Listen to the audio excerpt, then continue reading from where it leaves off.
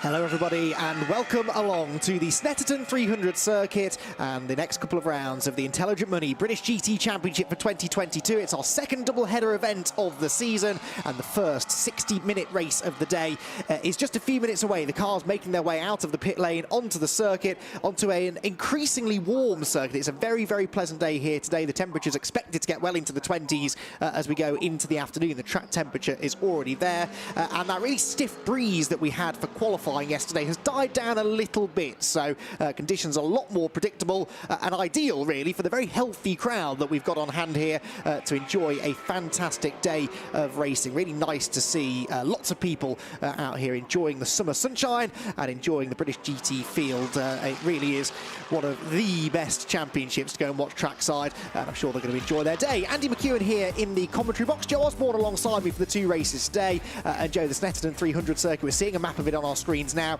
A real challenge, and it's caught a few people out already this weekend. Yeah, definitely. I mean, the circuit map really illustrates how many corners there are. There's 12 over the 3-mile length, but there's a really different amount of corners. Tight, twisty, fast-flowing, tightening, opening. It is a really varied lap here at Snetterton. We can see the lap record there at 48.4 by Phil Keane. Then in the Barwell Lambo, who's obviously in the WPI Lamborghini now, but that lap record has been obliterated so far in qualifying. So interesting to see what we've got ahead of us. Yeah, the lap record, the race lap record has stood since 2017. Very likely that we will see that race lap record beaten, as Joe says in the race. But we've already had new qualifying lap records left, right and centre across both GT3 and GT4. Cars making their way around onto the grid then, and it is a very Mercedes heavy front end of the grid for both of our races. If you didn't join us for qualifying yesterday afternoon, basically the biggest takeaway was that the Mercedes has the advantage. That's fairly clear to see. They lock out the top 3 positions on the grid for this race and the top 4 for tomorrow's race, and it's going to be interesting to see how they get on in the two races today. Cars then arriving down on the grid. In amongst all of the activity is our roving reporter Bryn Lucas, who's enjoying the summer sunshine. Bryn. Yeah, I would be if I wasn't in this baking hot suit. It's absolutely stunning. We're going to go for a little walk, though, because we are waiting for some of the cars to come down, hoping to catch up with Ian Loggie, who sits on pole position. But it's this car here, the WPI car. They're second in the championship by hook or by crook. They've not really set the world alight this season, I think it's fair to say.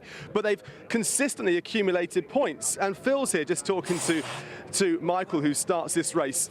Phil, we've just been saying about this season for you guys. You've somehow found yourself second in the championship, and yet it's been a bit of a strange season. Yeah, no, we've just stayed out of trouble and tried to score points every round, which is a new method to try and win the championship. So we'll keep going and see what we can do. And up ahead of you, you've got your eyes set on the guy currently leading the championship. He's 15 points ahead, driving past you right now. What can you do to dislodge Ian Loggie? Well, hopefully Michael can get past to the start. We'll see how we get on. I think we've got a good race car, so we'll just I think they've got a penalty as well in the pit stop, so the aim is to sort of be there or thereabouts at the pit stop and hopefully come out in the lead, but obviously anything can happen. 2 races here today. Are you thinking about Spa? I know it's some way off, but are you thinking about your points and where you'll be with penalties to Spa? Yeah, so I mean, race 2 is going to be difficult for us if we do well in this race, because obviously getting a penalty in a sprint race, there's not a lot of time to make up make up the difference. So we'll just do our best in this race and see where we are. You can't predict anything, can you? So see what happens after lap 1 and go from there. Well, good luck. Cheers, Phil. Thanks. Thank you. There's Phil Keane and Michael Igoe in the car as well. We're going to head back to pole position and speak to Ian Loggie, who did drive past as we were just chatting to Phil just there. Now, Ian Loggie is looking pretty strong this season. They had that overturn result, and let's dive in and speak to Ian. Sorry, Ian. Great to see you here on pole position for yourselves. You've got this BOP change overnight, so does that change the thought process of what you do going into this race? No, we just got to keep doing what we're doing, do a good job, keep it clean, get a good start, and then it's up to everyone else to try and catch us and try and get past. So, okay, we're going to be a tad slower with the BOP, but yeah, I'm not worried. I think we'll be. For those who don't understand the balance of performance changes that you've had, what's happened to the car? Basically, we've had some weight added, which is going to change the balance a little bit, but nothing extreme, and some power drop. But again, I think we had enough in the bag yesterday that we're going to be okay. I think we'll be okay. Going to be okay. Well, good luck. Cheers, Ian. Back to you, Andy. I'm going to go and find some GT4 drivers now. Yes, thank you very much, Bryn. Within GT4, there are some really fascinating stories, a very competitive GT4 grid. So, yeah, looking forward to hearing from a few of those. Ian Loggie there referring to the balance performance changes made after that Mercedes domination in qualifying yesterday. Going to be interesting to see if that does bunch the field up in the way that it has been intended. Ian, though, is the championship leader, the sole championship leader, because he's run with a couple of different co-drivers this year, and it's the drivers who score the points, not the car. So Loggie is 15.5 points clear of Igo and Keane, who start from that second row of the grid. Sean Balfe and Adam Carroll not here this weekend, unfortunately, so the Audi will drop down from third in the points, likely behind the red line Lamborghini, which is in fourth position. And rounding out the top five, we've got Jules Gounon, who has, again, only done a part season for Ram Racing. There is James Cottingham. He will start from third in the 2Cs Motorsports Mercedes. That car was quick in practice yesterday. It's qualified inside the top three for both races today. It does, though, have a 7-second success penalty to serve when we get into the race, that pit window coming up through the middle part of both the two races. Within GT4 then, we'll turn our attention to the GT4 category. It's Academy Motorsport on pole position in their Ford Mustang. 10-second success penalty for them as well. But we saw in qualifying yesterday, Joe, that car, I think, has the potential to be quite a bit quicker, certainly in the early stages, than some of those behind. So if Matt Cowley can build a bit of a gap here, I think a podium at the very least is still on the cards. Yeah, I agree with that. And the interesting element here is actually those GT4 cars have also got so much quicker. They're so close to the back of the slower GT3 grid. So it's going to be an interesting start for those leaders of the GT4 class. No, absolutely. Number 61, Matt Cowley, then on that pole position, looking to try and make a good start. Bryn, what do you think? Is he feeling confident ahead of this one? Sitting on pole position then in GT4, Matt Cowley. Behind you, you've got a car also with some penalties to serve. So you've got to be eyeing them up as well when it comes to the race strategy. Yeah, definitely. There's a few cars, well, obviously Toyota behind us has a penalty, but it's half of what we've got because we have to carry the maximum penalty after Donington. So, yeah, it's just try and go forward with the race. Obviously, don't know what's going to happen, so just try and build up a bigger gap as we can, and hopefully we can pull out a big enough gap. Well, you're in the perfect place to start. Good luck. Cheers, thank you. Yes, thank you very much, Bryn. There, Matt Cowley with certainly a good chance, you'd imagine, of doing well here. He won here, remember, in the wet second race at Snetterton last year. Championship-wise, here Marco Signoretti sit third. It is the Audi of Richard Williams and Senan Fielding leading the championship. Now, the Audi will start on the front row for race 2, but for this race, start a little bit deeper in the pack. So keep an eye to Richard Williams starting from actually way down on about the 5th row within GT4. He's 4 points clear of Matt Topham and Darren Turner. Matt Topham had a spin in qualifying yesterday. Apparently something of a tradition for Matt. Every time he's qualified here at Snetterton, be that in British GT or in Caterham racing before, he says, I always spin in qualifying. Doesn't necessarily mean he's going to be off the pace in the race, but Matt did have that spin and therefore starts from the penultimate row of the GT4 grid. And as I said, then third place in the points, Matt Cowley and Marco Signoretti, with reigning champion Will Burns only 4th in the standings, still looking for his first GT4 victory. The SRO Motorsport Bentley there was one of the stars of the show, actually, in Q1 yesterday. And Mark Sansom, in his first year racing that car, Joe, 5th fastest and not a million miles away from the top 2 or 3. That was an impressive qualifying performance. Really is, and that Bentley is an absolute weapon on circuit. It generates most of its lap time in a straight line. So that means that if he can hustle it through the corners, especially in the opening lap, stay tight with the guys in front. Once he releases that car onto the long straights here at Snetterton, he's got a really good chance of literally just driving past the guys in front. Even more so when you think 3 of those 4 in front are Mercedes that have had a BOP hit, so they're going to have less power. It's going to be a really interesting start.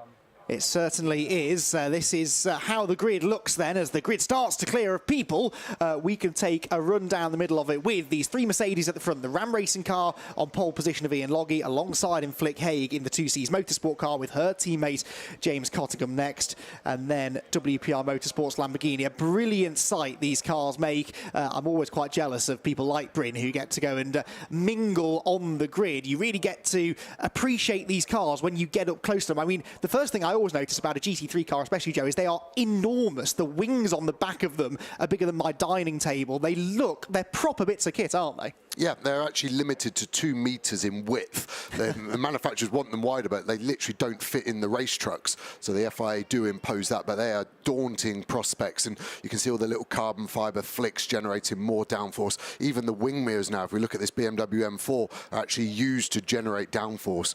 We then go to the GT4s, and they do look a lot more road-like, and that is in the regulations. So that's why they're a bit slower, less downforce, a bit heavier. They pay homage to their road car siblings a lot more, but they're still very quick and very hard to be fast in a GT4 car. Yeah, because you have that bit less downforce on the car, so you really have to hustle them through the corners, and you see those cars moving around a lot more, but capable of racing a lot more closely together. We made the point yesterday that actually quite often the winner within GT4 does not come from the front of the grid. In fact, the last time a GT4 car won a race here at Snetterton from pole was way back in 2015, so often we see those who struggle in qualifying in GT4 moving through towards the front of the pack.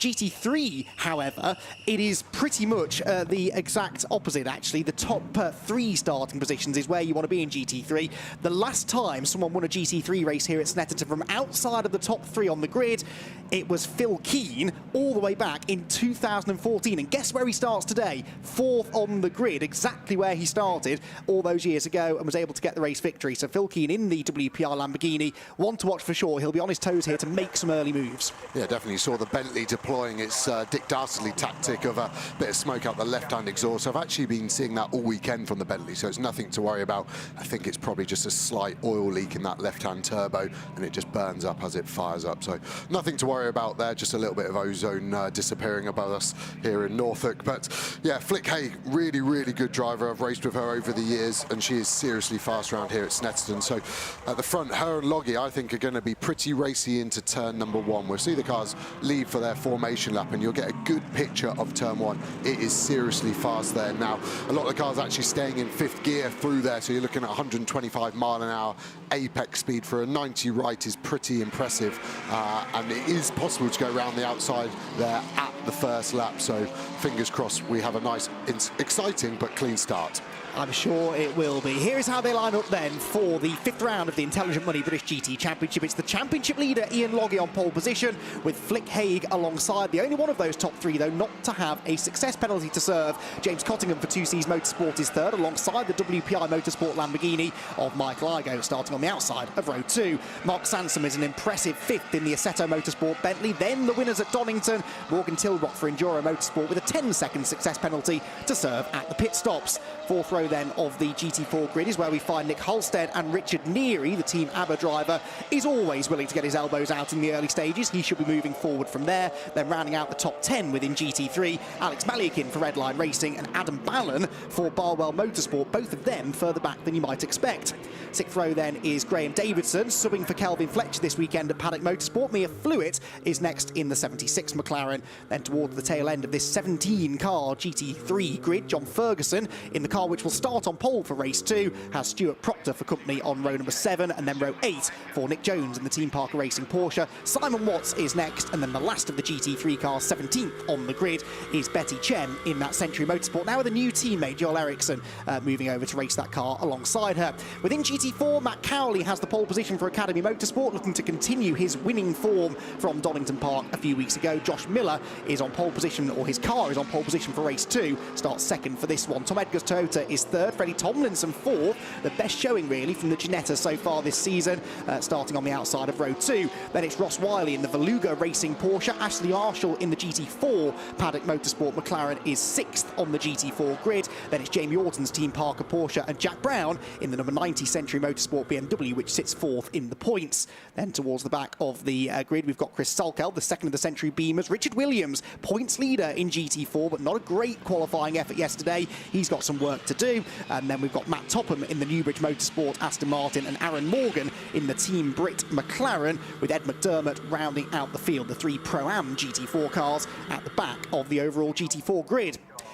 So here we come then through Coram Corner, a 2x2 rolling start as always. It is a 60-minute race. However, we are minus the Audi. So Richard Williams, the championship leading GT4 car, in the pit lane, Joe, not taking the start. No, I was in the pit lane just before I headed over to the comms box, and I could hear that car being aggressively run up through the gears. So it would allude to maybe had a gearbox problem, but eyes forward to the front anyway for the start of this race. So Ian Loggie then will have the inside line for turn number 1. Flick Haig alongside with James Cottingham and Michael Igoe making up row number 2. Round number 5 then of the 2022 Intelligent Money British GT Championship about to burst into life here. A 60-minute race around the Snetterton 300 circuit. The red lights will go out now and away we go. A very lively start in the midfield there, but it's such a narrow run into the first corner. Loggie has the lead. Haig is second place. It's 3 wide for third though. And Mark Sansom up the inside of everyone goes from 5th on the grid to 3rd at the first corner. That was a lovely start from the SRO Motorsports Bentley, which is into a podium place already now. Hard on the brakes into the Wilson hairpin. Nick Halstead on the grass in the background as he goes up the inside of the green Lamborghini of Adam Ballon.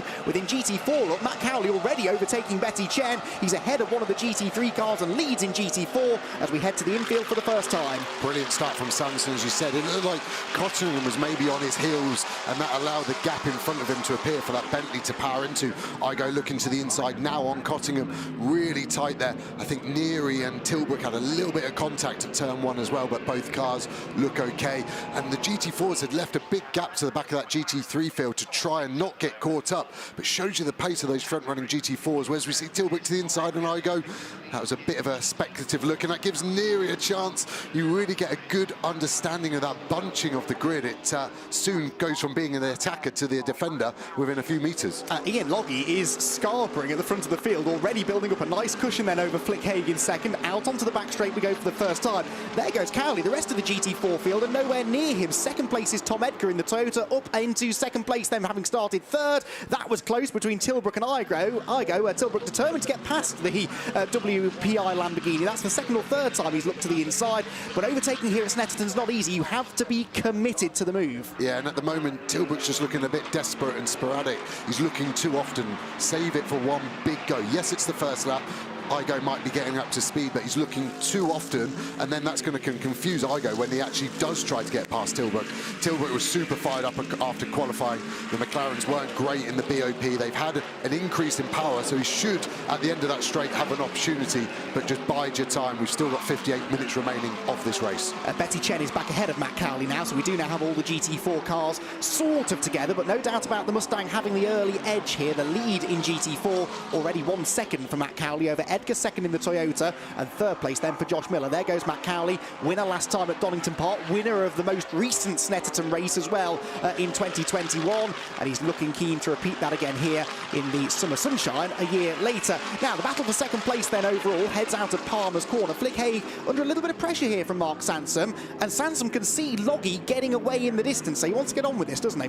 Yeah, and I think Cottingham looks faster than Igoe's caught up as well. These first few laps are so intriguing to see how the car really starts to generate its lap time. Some cars are naturally better at warming their tyres, and likewise for the drivers. So sometimes you do see a driver looking very racy on the first lap, for example Tilbrook, and then suddenly the tide changes, and now you would say, for me, Cottingham looked the raciest, but now he's got a gap to Sansom, and suddenly Igoe looks on the aggressive. Igoe running wide there. There is a sensor that limits how far you can run wide, takes a picture, sends it to race control. So you've got 3 lives, and on the 4th one you get a drive-through penalty. Igoe flashing the lights there at Cottingham. The Mercedes, as well as having 15 kilos added to the car, has also lost a little bit of power as well, and that might just have affected Cottingham's run down the back straight there, because Igoe definitely closed in on him, and that battle is just allowing Flick Haig and Mark Sansom to escape. Ian Loggie, by the way, was 2.2 seconds up the road already at the end of just 1 racing lap. Loggie is flying. Remember, he's got a 5-second success penalty to serve, so his target here, Joe, is to build a 5+ second cushion before the pit stops, and then there is a very good chance of getting the win. At the moment, I wouldn't bet against that. No, it's a difficult task, because this first stint could be as short as 22 minutes, so literally 10 or 11 laps. So to try and get a 5-second gap there, you've got to be working hard. Up to 2.4, so only a 2/10 gain on that last lap. As we look through the GT3 field, all looks quite tight together in that mid-pack as well. Looks like Graham Davidson potentially is trying to get past Alex Malikin. GT4's likewise really tight.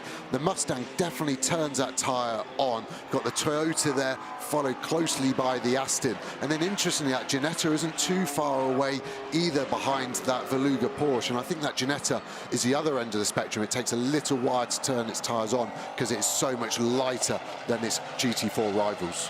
Yes, indeed. You mentioned the Veluga Porsche there, the Veluga Racing Porsche of Ross Wiley, at one place from where he started 5th, but has found a way ahead of Freddie Tomlinson in that Ginetta and brought with him the Team Parker Porsche of Jamie Orton, and that's the orange car, applying the pressure now as they head down towards Agostini. Replay of the start here. There's a bit of shuffling in the midfield, but there's nowhere to go, is there? It's such a narrow start-finish straight. Even if you do get the jump, finding a gap to utilise is not easy. Definitely not. And actually, look at Sansom, gets the inside of Cottingham. Cottingham, I don't know if he even saw him. He kind of let the door come open. You do get the pit exit there, so you can kind of dart into that to use a bit more width. But super clean there. You do find it bunches up here. You can see, like you said at the time, Nick House did on the grass, did it well to get stopped and not Thibaut Neary there. Ballon then gets to drive on him. GT4 looks pretty clean, 2x2 in the mid-pack. And as you see, the Veluga Porsche gets past there. On board with Mir Fluid, a bit too much of a gap to the cars in front. You can actually, Malikin, have to brake there. It shows you when you try and get to run, sometimes it works against you. Then we see the John Ferguson Ram Mercedes get down the inside, 2x2 there. Ferguson has a great run all the way around the outside of Davidson. On board with one of the Century BMWs. I think this is Jack Brown, looking to the lights. Off he goes. Huge gap to his left. So he actually then just goes back to the racing line and kind of consolidates that. So pretty interesting start across the field. Lead gap is coming down. Flick Haig has the fastest lap now, 1 minute 50.128. Remember, lap record pace of 148.5, but we would expect that to be broken in the second half of the race once those pro drivers jump into these GT3 cars. But Flick not only catching the leader, but getting away now from Sansom in 3rd. Those three pretty well spaced out. Really, the fight is for 4th, isn't it? Cottingham 4th, Igo 5th, Morgan Tilbrook in 6th place, continuing to circulate very, very closely together. Also, just a quick point on GT4. I've noticed that Richard Williams is in the race, so they've got the Audi out of the pit lane and still on the lead lap. That could be really significant for the GT4 points leader. Flick Haig, though, looking now to be settling in nicely. Really good, and they've got some nice clear track. Obviously, they're going to catch the GT4s. My quick math, I don't think they'll catch them in this first 22-minute stint. They might just get the tail end of them, but it won't be a huge cluster. So these are really your times to get in and get nuzzled down. We see that Aston GT4 right in the back of Toyota Supra there. He's got a little bit of a run. The Toyota shows intent in terms of trying to put him onto the grass, and off they go again. Really, the next opportunity to overtake is down the back straight. So 2 corners time, open Oggies up, get it over the apex curb, go on board, get a great view from the Porsche GT4 car of Jamie Orton, who's obviously now got past Ross Wiley and looking to get a late apex on the throttle all the way up. Lovely slide all the way out, and let's see who's got the straight line performance. Jamie Orton in a double toe here. Doesn't look like that Aston's really got much legs in a straight line. Look at the Toyota, it's gone all the way around the outside. This is a move that is amazing to see from the outside. You'll see the bumps. The Aston has the apex, but now the Porsche has the inside, gets the job done. Stop it so he can't get a run on you into the bomb hole, and it is done. That was a brilliant move, and great to watch from the onboard, the start of it, and then the outside to see the job completed. And you could really see, as you said, the Aston Martin struggling in a straight line. Interestingly, the Toyota gapping it and the Porsche using the slipstream to get alongside. So Jamie Orton flying here, then 2 places gained in the last lap or so. He moves into 3rd position, and now already, look, is starting to close the gap to Tom Edgar in 2nd place. And both of the cars ahead of us have extra time to be served in the pit lane. Cowley 10 seconds and 5 seconds for the Toyota. Right, back to GT3, and John Ferguson has just overtaken Adam Ballon. That's for 8th position now. Ferguson moving forward nicely. Ballon thinks about going back up the inside at Agostini, but I think he's a bit too far back. But Ferguson wasn't sure, left the door open. He's on the dirty side of the road now, runs out wide. The Lamborghini tries to get to the inside. Hamilton is coming up next, and that's not an easy place to go wheel to wheel. And Ballon, I think, sensibly backed out of that. But interesting there, showing the nose to Ferguson was almost enough to open the door. Yeah, it's hard as a driver, and you're the guy in front. You have a little glance in your mirror right at the wrong time around your standard braking point. Miss your braking point by a couple of metres, you obviously run into the corner a couple of metres too deep. Nick Halstead looking racy as well as we go back to the GT4 battle. Jamie Orton is on a mission as we see Betty Chen potentially have a bit of a problem there, because she had obviously got away. Back on board with Jamie. That Toyota has really got some torque as well as straight line power, so let's see if he can do a similar move to the Aston. It definitely won't be as easy as the previous lap. he's driving really well, Jamie, and by that I mean you just see the just amount of opposite lock oversteer in the corners. He's just on the limit. He's not over driving it, he's on the limit and just 1% or 2 over it as we go back outboard. But that Team Parker Porsche has really come alive this weekend. Hasn't had the most elaborate start to a championship, but definitely this weekend is in the mix. Looking for their first podium of the season at the moment. Betty Chen sort of getting involved here with the GT4s at the moment, trying to stay out of the way if she has got a problem. Jamie Orton not for the time being able to get past Tom Edgar, and the Toyota holding on, despite actually the fact that Tom seems to be missing a few apexes right now. Hearing that Betty Chen's been off the road, by the way, that's why she's dropped back in amongst the GT4 traffic, so good information there. She's been on the grass, no damage done, but of course that puts her back in amongst these very, very tight GT4 battles. It's as competitive here in GT4 as we expect it to be, and we sort of touched on this morning in morning warm-up, Joe, but particularly in GT4 it seems some cars are good down the straights, some good on the brakes, some good through the high-speed corners, and this battle here is really showing us that two completely different looking cars, both generating their lap time in different ways. Yeah, definitely. And the Porsche looks kind of middle of the road for it, doesn't it? It doesn't look the fastest in the corner or the straight, but it's kind of there. The Toyota looks a little bit sluggish in the corners, but then has the waft in the straight to get away again. So be interesting to see how that goes over the remaining 50 minutes as the tyre and the fuel load comes off. Obviously, in an hour, the cars don't refuel. They start full of fuel, essentially, and just run that tank down. So you'll see an 85 to 90 kilo weight saving as that fuel burns off. Oh, bit of a look there from Orton on the inside. This is one of the corners where the Toyota seems to struggle, although this time Edgar does hook up the apex quite nicely. Back on board with Jamie Orton then in the car that he shares with Seb Hopkins. They've had a best result of 4th so far this season. That came in the 3-hour race a few weeks ago at Donington Park, so critically not on the podium, meaning they don't have any of these pesky success penalties to serve in the race today. Their gap to the leader in class is only around 3 seconds or so as well. So as things stand, if the pit window were to open now, this orange Porsche we're on board with would be in good shape to take over the class lead. So in a way, Jamie doesn't have to force the issue here. He knows this race should come to him. Yeah, he's got an interesting dynamic behind him in Betty Chen as well, because she should come back through past them. Potentially, can Jamie use Betty as a bit of a pawn in his game of chess against that Toyota and maybe follow her through? Obviously, she's got more power, so she should be able to. I've actually raced with Betty in China GT, and there's also a mixed class structure there. So Betty will be used to racing with these slower cars, so shouldn't be too sort of risky with her move. She should fully understand how to get past that. But Jamie kind of looks like he's got to the back of this Toyota and doesn't really have anything ideas-wise to currently make a move, in my opinion. No, certainly not as easy an overtake as it was against Josh Miller a moment or two ago. Miller is dropping back from those two there. You can see the Aston Martin, which, as I said, will be on pole position for race 2, is not quite as pacey in the early stages of this race. You're not missing anything in GT3, by the way. Still Loggie leading now by 3.2 seconds over Flick Haig, and Jamie Orton a bit late on the brakes there and almost went into the back of the Toyota. That was inches from disaster at the Wilson hairpin. Stuart Parker not looking all that flustered, it must be said. He's been here, seen it all, done it all, and he probably didn't even realise how close his car came to a fairly big shunt there, but that was tight. Yeah, or he was already on the customer racing portal for Porsche ordering a front bumper, baby. But no, Stuart's been there and done it. He knows how to do it. Obviously a British GT champion back in the day with a Bentley Continental GT3, so top team as we cut back to this battle that's still going on. Nick Halstead no longer in the frame, so we're down to 2 in this battle, and it's really looking like John Ferguson is now starting to hold Adam Ballon up.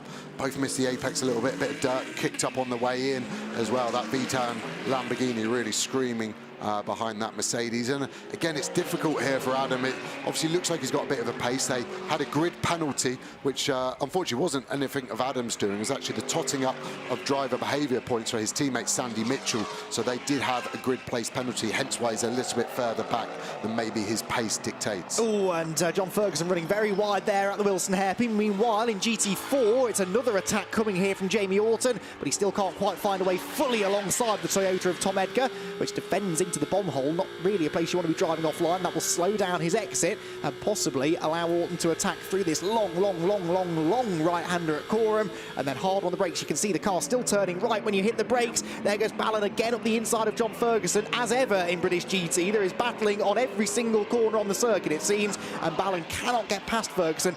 interesting because Ferguson passed him earlier on. I think maybe the Mercedes, you do see sometimes, don't you, the front engine cars can switch their tyres on more quickly. Mark Sansom off the road at Williams corner from third position. Mark was pushing hard, he was almost matching the pace. In fact, he was quicker than the leader on the previous lap, but this, Joe, is what happened to him. Yeah, lost it really early, so turning.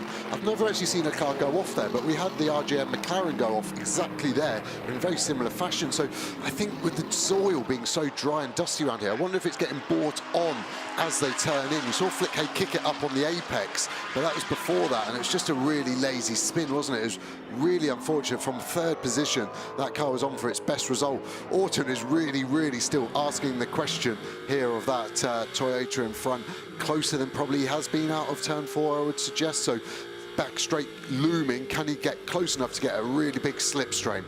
Yes, down in towards Oggie's we head then, as there goes John Ferguson off the road. It's all kicking off now, so that makes Adam Ballan's life a bit easier. Through also goes Nick Holstein and Alex Malyakin, so 3 places lost there for Ferguson, with a grassy moment coming out of the final corner, Murray's, and so now the white and blue Mercedes falls all the way down into 10th place, still 3 places higher than he started. He'd made some good progress up to that point. Back to GT4 here, Orton up the inside of Edgar, and Betty Chen is there as well. Oh, there's almost contact. Edgar out wide, and Betty Chen, who, in fairness to her, sat patiently behind these two for a number of laps, finally made a move, and it might just cost Edgar the place. There's contact with Orton, who had a slight overlap on the inside through the bomb hole. They're almost touching again. This is so close. That was wheel to wheel. I think Orton could have maybe read the Betty Chen thing slightly better and been on her rear bumper and had a better run on Orton. We see the Aston coming back on Orton. That should be job done if he gets it stopped. Orton for the cutback on the Aston. We know the Aston's not great in a straight line, so he's going to out-drag him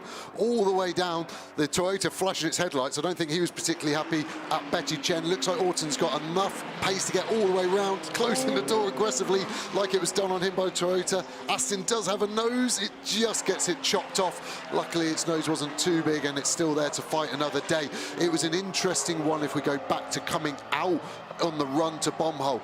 I think that was a little bit naughty of the Toyota.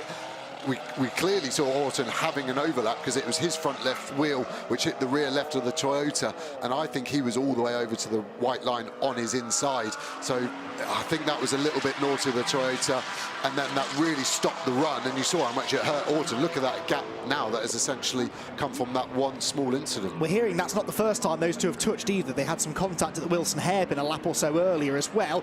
Meanwhile, yeah, you've just spotted that, Joe. Graham Davidson there in the GT3 McLaren, the Paddock Motorsport car, is overtaking these cars for position. I haven't seen what happened to him. There's an incident between Graham Davidson and the Team Parker Racing Porsche number 66, which will be investigated after the race. This was at the Wilson hairpin. I'm putting 2 and 2 together here. I assume that the number 11 car has been off the road or pointing the wrong way, and that is why Davidson's dropped right the way down the order. Nick Jones, by the way, the car with whom he tangled, still runs in 11th place. Yeah, not really lost any time, particularly Nick Jones. So it was obviously a really small one, and Davidson's obviously come off worse. Can't see any sort of witness marks on that Paddock Motorsport. As we go for another replay here of the GT4s, and yeah, Stuart Parker maybe should have been ordering that front bumper that I alluded to, and it just looks like that Toyota has to slow it down more than the Porsche. The Porsche isn't going too fast for its own, but it's having to go slower than the Toyota wants to basically at that point, and it looks like they've both got away with sort of minor damage, and it shouldn't really affect their pace. They both seem to brake at the same point, but the Toyota's mid-corner speed is just so much lower than the Porsche, and yeah, Orton tried to roll through the turn and ended up booping the back of the Toyota, and thankfully no real damage done, but yeah, they would then make contact again later on in that lap. There goes Graham Davidson then through the first corner. There is Ian Loggie. We're getting towards the pit window now, only a few minutes away from it. Loggie's lead gap is only 3.6 seconds at the moment. We'll be able to see visibly what this gap is. He's just overtaken Ed McDermott to put the first of the GT4 cars 1 lap down. So Loggie then goes across the start-finish line. That lap time 1 minute 50.9, Flick Hagen second is another 0.2 quicker, so that gap is static at around about 3.5 seconds. A further 4 seconds back then, near enough, to Cottingham in third and Morgan Tilbrook there in fourth. Then the red Lamborghini of Mike Ligo is fifth, and Richard Neary into sixth place, gaining 2 positions in the opening part of the race. Then a big gap back, 7 seconds back, to Adam Ballon, who runs in seventh. Nick Halstead is eighth, Alex Maliak in ninth, and John Ferguson, after that grassy moment at Murray's, is running in 10th position. But interesting, Joe, that Loggie on the first lap was 2 seconds up the road from everyone else, but since then Flick Haig has been able to more or less match him and crucially stay within that 5-second window. Yeah, and she has the fastest lap of the race, so you would say that car's got potential when she hands it over to Johnny Adams. So we get another replay of how, wow, he's big slide early on. So like we said earlier, Coram, the long right, but then you need to brake for the final left corner, and the rear just couldn't follow it round. So he has a big old slide, the onboard, opposite lock, lovely, 90 degrees, and then it kind of has a secondary slide as he's on the dirt, and he goes ploughing through the Norfolk scenery. Actually just seeing as well a black and white flag for Jamie Orton in that Team Parker GT4 Porsche. I assume that's for the contact, and that's just a kind of, I'm the race director, I've seen it, I'm not sure it's a penalty, but I'm definitely going to keep a closer eye on you now for the remaining part of this race. And he's caught that Toyota back up. He's probably taken another 5 or 6 tenths out of him on this final lap past. Then the other thing that's interested me is that the pit window is going to be really tight for Loggie if he has to do this lap plus one more or this plus 2. They can't pit before 22 minutes has gone of the race. That's when they cross the pit entry line, which is roughly 5 or 6 seconds before the finish line. So it's even hard for the teams to work out exactly when they can pit the slower of the 2 drivers as early as possible. Well, that's the thing, because they want to maximise the driving time of their pro driver or their quicker silver driver, so they want to get them into the car as soon as they possibly can. There goes Morgan Tilbrook, who is still on the tail of James Cotton. Just one last quick point on GT4. Matt Cowley is now 7 and a bit seconds clear of Tom Edgar, first to second. Remember, Cowley has a 10-second penalty to serve. Edgar has a 5-second penalty to serve. So it's the third place Porsche that needs to stay within 10 seconds of the leader. That is going to be close, especially if Edgar and Orton continue to scrap. Right, back to GT3 then. James Cottingham, at certain areas of the circuit, seems to be under quite a bit of pressure from Morgan Tilbrook, but then at others is able to stretch his legs, goes up the inside of the Team Brit McLaren, which will, for this corner at least, slot in between the two of them. And again, remember that both of these cars have extra time to serve in the pit lane. So as far as GT3 is concerned, after the pit stops, it does look good here, doesn't it, for the 75 car? All of the cars around Flick Haig are going to have longer pit stops. Yeah, it could be a bit of a Moses moment, couldn't it? The seas might literally just part for herself and Johnny Adam. They almost could have a bit of a comfortable lead. I say comfortable. Johnny should be in front of Callum McLeod after Loggie and Callum served that penalty, but should only be a second or 2, and Callum is seriously quick in that Mercedes, so it's going to be an intense battle. So coming into the final sector, we've got 18 seconds until the pit window opens. Like I say, it's going to be really tight. It might be interesting that it could be Tilbrook that's the first one to bank, that they can definitely box and get in, and then that's your pro in for an extra lap and could be a couple of seconds gain. Pit window is open now. Yes, I think they're all right, aren't they? Where was Loggie? Has he been out of the final corner? I doubt it, actually. We just saw Flick Haig going through. So are we going to see all of these cars head for the pit lane? The answer is no. Cottingham stays out, but the 3 ahead, or 3 around him, come in. So interesting decision there from 2Cs, but of course they've got 2 cars to pit, I suppose. They pitted the 75 car, perhaps because they had track position? Yeah, potentially. I mean, the pit lane is tight at Snetterton, but there is a space for everybody. The GT4s can't pit for another 6 minutes. See Johnny running around, car will go up in the air. They're changing tyres, don't have to change tyres, but depending on the strategy, you might be putting a fresh set on from qualifying. You might even have saved a new set. Looks like Ram might have even just changed one side. I didn't see the left side being changed. Ferguson boxes, they're definitely changing tyres to used for Ulysses de Powell, our pole sitter for race 2. That car's going to be fast. John Ferguson getting out there, seat insert. Flick Hay walking away from the 2Cs car. There is a minimum pit stop time, so that's why it's not a mad rush. So you should see this 2Cs car on the left-hand side of the picture being pushed back in about 5 to 6 seconds, and then the Ram car should be released.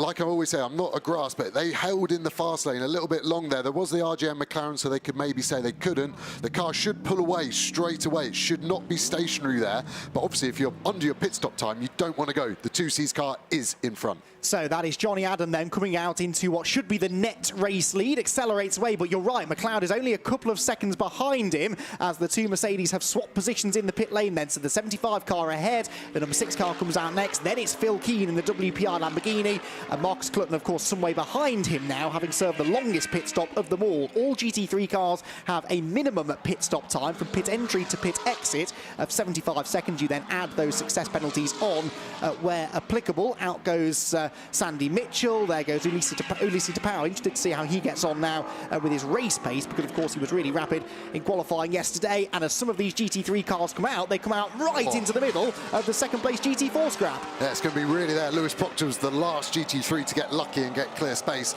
Ewan Hankey in that McLaren looking down the inside already, with Scott Morvin in the Porsche Toyota, was very friendly there and left him the racing line to get round, so those two will escape into the distance. And the Toyota did do a good job there. Yes, he left the racing line, but he really minimised his time loss, as we see Cottingham box that lap later. This will be interesting. Keane has had an extra lap versus Cottingham. Is that enough to get the WPI car in front of the 2C's car off track, essentially? It should be, because remember, the number 4's got a 7-second success penalty to serve anyway, so their pit stop was already going to be longer, and you're right, they've left Cottingham in one more lap. They weren't the only team to do that, though. Look, the Nearys stayed out an extra lap. Fox Motorsport have only just pitted Nick Halstead, and also in 4th position, Alex Maliakin is only now handing over to James Dorlin in the Red Line Racing Lamborghini. This car, though, should, within the next 30 seconds or so, move through into the lead of the race. Johnny Adam is already setting purple sectors and being almost matched, actually. In fact, fractionally quicker through the middle sector is Callum McLeod. So this is definitely game on between the two Mercedes. 2C's Motorsports ahead of Ram Racing, and in a moment or two, we'll see what the gap is between them. Yeah, so the other 2C's car now of Lewis Willison being pushed back, close with Neary. Neary's now jumped him as well with that extra penalty that they had. It could really bunch up here. I think Callum McLeod, they're both Mercedes, but they're not the same team, so we're not going to see any team orders, obviously, as they cut back across. There is a white line to stop you cutting across too early, but you can still get from that pit lane all the way back to the left for the racing line. And actually there, Williamson has done well to stay in front of that McLaren. Late on the brakes from Marcus Clutton. They saw the time he took out of that Paddock Motorsport sort of sibling car of the McLaren GT3. But yeah, let's watch the sectors now. Johnny Adam has responded with another purple sector 1 now, 10th faster than Callum McLeod. Phil Keane just going through 2/10 slower, so doesn't quite look like the Lamborghini's got the legs of that Mercedes in front of him. But remember, the 18 car hasn't yet had a podium this season, so if they can hang on to 3rd, that would be a decent result. The Nearys, the big beneficiaries here, really. Remember, they started the race in 8th place. They're now 4th after a solid start to the race for Richard Neary. Picked up 2 places in his stint, and then they benefited from the slower stops for the likes of Enduro and 2C's, of course. So an extra couple of places gained there, and Sam Neary is now in 4th position. So we've got 4 Mercedes inside the top 5 at the moment. Graham Davidson is the interloper, really. He has been in the pit lane, but not for his mandatory stop. That was for, I guess, a check over after the contact that he had with Nick Jones. There goes Johnny Adam, though. Purple 1st sector, purple 2nd sector, and I reckon that 5-year-old race lap record is about to be beaten. It did belong to Phil Keane, and Johnny Adam is about to come across the start-finish line to log his first full flying lap of the race. He comes across the line. It looks like it's a good lap. It is a 1:47.556, a full second quicker than the previous best lap record. So they've got the lap record, they've got the race lead. They are 3.2 seconds up the road then, and Johnny Adam looking really strong. Flick Haig will be watching on from the pit lane. She's just completed what was a really impressive stint, and her car going really, really quickly now, Bryn. Flick, you said to me yesterday you need to do some homework, and then you put it second on the grid, and looking at the way you did that there, it's looking pretty good, and Johnny's now taken over and has a 3-second lead. I'm really happy with that. That was hard work. I don't think I've had to do that for about 4 years, but the concentration, I was trying to keep Loggie in my sights. I was trying to measure the gap of who was behind me and how close they were. Yeah, it was pretty cool. Certainly is. Well done, and we'll see how Johnny takes this. Well done. Thank you. Thank you very much, Bryn. So Flick Haig knows a thing or two about winning in the British GT Championship alongside Johnny Adam, albeit not in a Mercedes. It was an Aston Martin that they had their success in a number of years ago, but they've got a 3.2-second lead, and on their first flying laps, Adam was about 7 tenths, nearly 6.5 tenths quicker than Callum McLeod. So 3.2 seconds the gap, and then the gap back to Phil Keane, nearly 5 seconds. This is the scrap for fourth. Sam Neary, Lewis Williamson, and Marcus Clutton, who has moved ahead of Graham Davidson, of course. These two very evenly matched, but both may be held up on the previous lap because they're being caught quickly here by Clutton. Yeah, I mean, Clutton took 3 seconds out of him the last lap, so might have just been getting up to speed, might have been a GT4 car. Just going back to the lead lap, yes, Johnny Adams smashing purple sectors in still.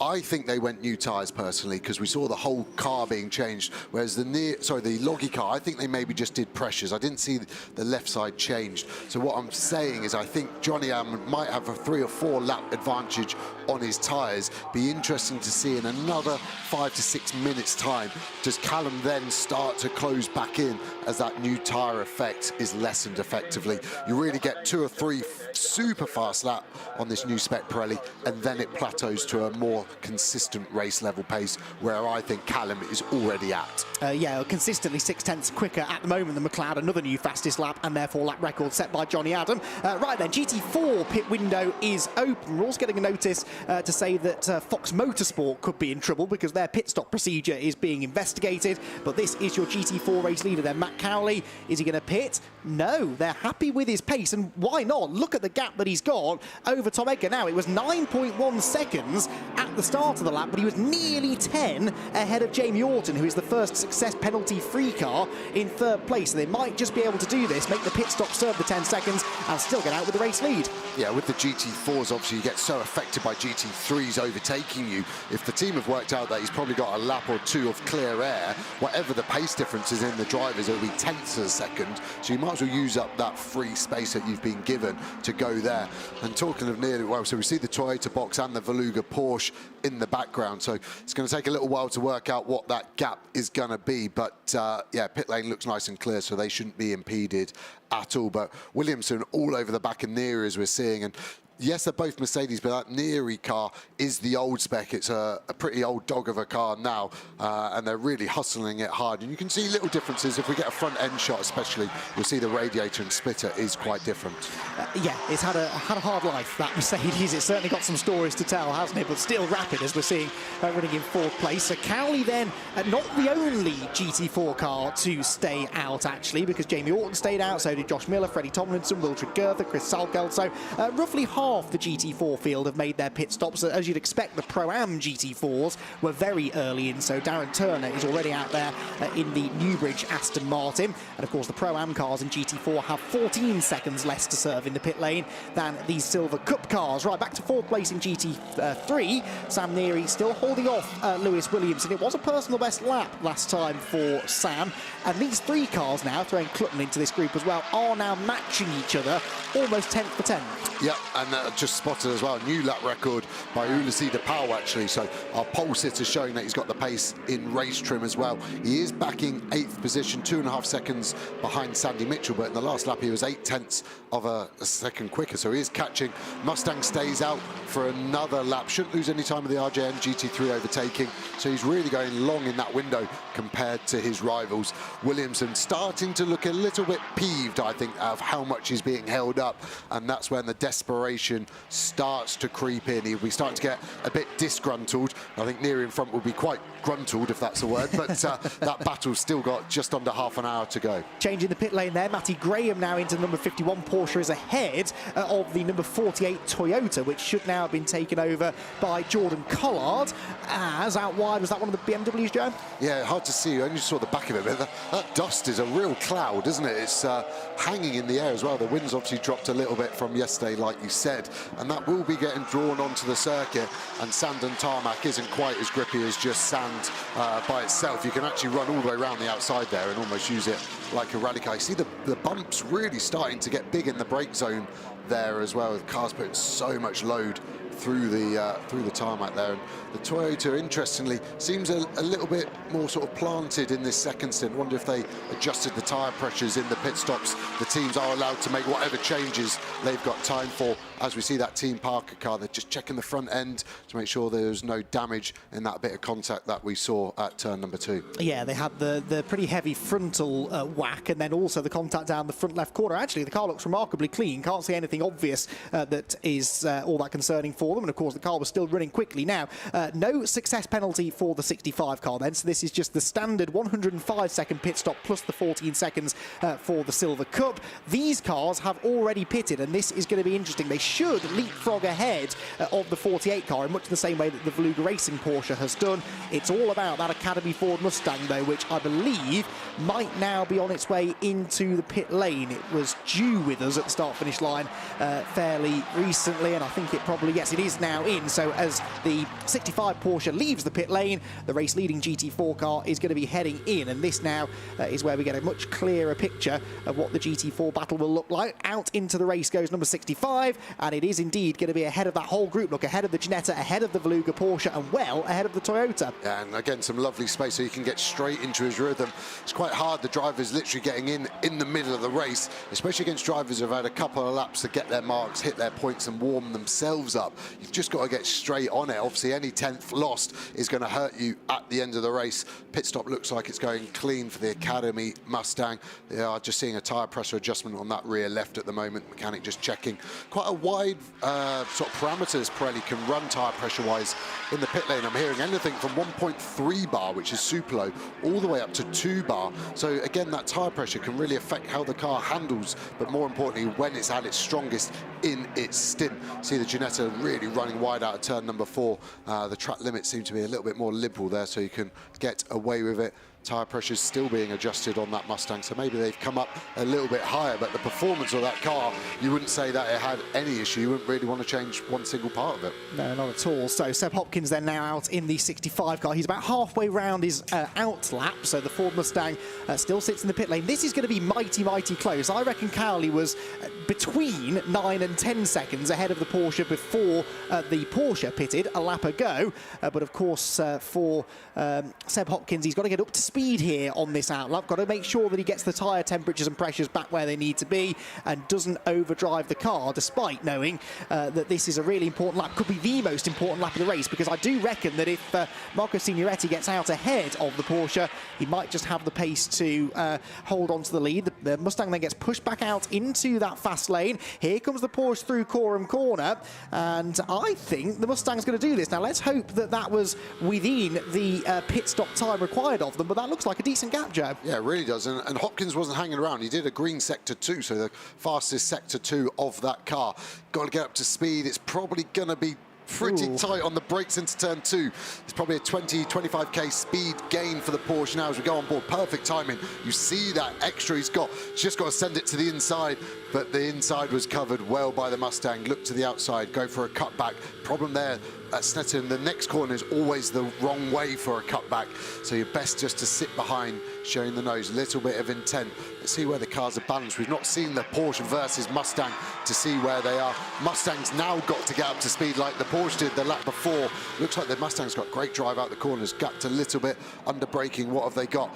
Porsche showing the inside, going to rotate round. You see the gap then to the Aston, the next Voluga Porsche and the Toyota Supra, all pretty tight, and Darren Turner now in that Aston Martin. Lead gap in GT3 coming down, by the way, because Johnny Adam is getting really delayed here amongst not only GT4 but also a bit of GT3 traffic too. So Callum McLeod is now only 3.8 seconds back, having taken a full second out of the leader on the previous lap. Jordan Collard using all of the track and then some on the inside of Loggie's. Jordan, a bit of a Snetterton specialist actually.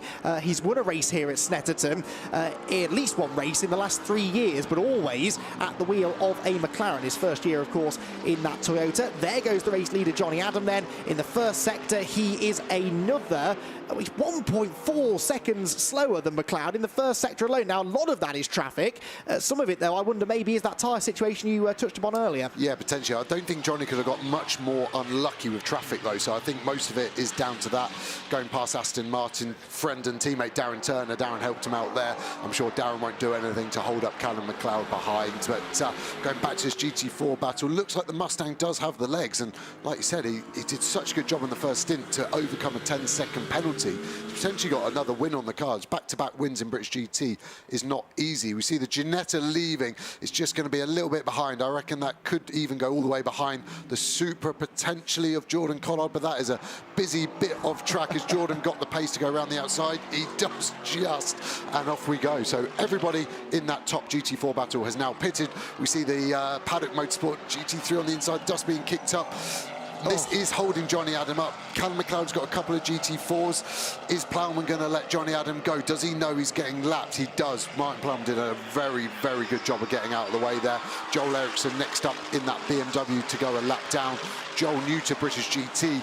Is he going to go? Has he seen him? He's flashing his headlights on our lead GT4 battles. This is multi-class racing, again, classed by Joel Eriksson there, to really allow the GT3 battle to be organic and not sort of staged. That was a definite sidestep out of the way. That wanted nothing to do with delaying Johnny Adam, although it must be said that the Seb Hopkins Porsche not being quite as kind. He does now go around the outside as Johnny Adam. Joel Eriksson making his British GT debut, former DTM and Formula E racer, so a very experienced driver racing here at Snetterton, though we believe for maybe the first time. On board then with the Seb Hopkins car, which runs second place in GT4. And you're right, Marco Signoretti is now starting to make good his escape in the Ford Mustang, and that's a brilliant shot. The overall race leader and the GT4 race leader together through the heat haze down the back straight at Snetterton. Now it's down to Callum McLeod to try and negotiate that little group a little bit more quickly than Adam did. In the first sector they matched each other. The second sector McLeod half a second faster, but now he's probably about to lose some time. Yeah, Plowman down the inside of the Mustang, so that slowed both of those, which then in turn